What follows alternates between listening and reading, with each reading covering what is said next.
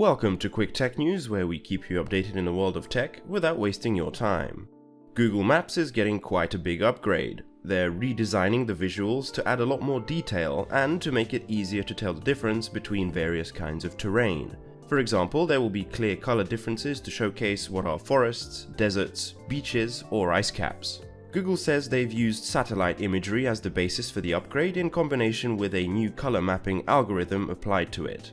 This is great for those who enjoy exploring the outdoors, as you'll now have a better understanding of what kind of terrain you'll be tackling. But it doesn't stop with nature. Google will also be upgrading their street maps, starting first with major metropolitan areas like London, New York, and San Francisco. Instead of just showing the streets, maps will be able to show you sidewalks, crosswalks, roadways, and pedestrian islands to scale.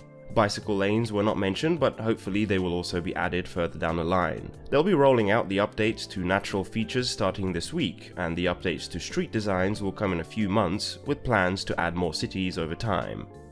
Next up is Netflix. I don't know about you, but I often spend way too long trying to decide what to watch on streaming platforms. Well, Netflix are now playing around with the idea of a shuffle play feature, which could help you find something to watch based on your previous titles and content that you've saved to your list. We'll have to see how well this works. I often find that many of their recommendations don't really interest me, so having a Russian roulette button for bad movies and shows may not produce the results they are hoping for. On the other hand, if you're not interested in actively watching whatever is on screen, it could be nice to get a random episode from a random season of a show that you enjoy.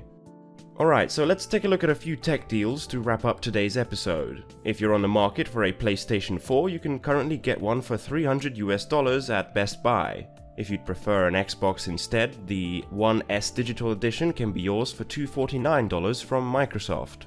If you need a reasonably priced gaming laptop, you can take a look at the Acer Nitro 5, which sports a Ryzen 4600H processor, a GTX 1650, and 8GB of RAM with a 256GB SSD, and it can be yours for $669 at Best Buy. If you enjoyed this video, I would really appreciate if you could like the video, subscribe, and tell your friends to help get this channel off the ground. Thanks, and see you next time.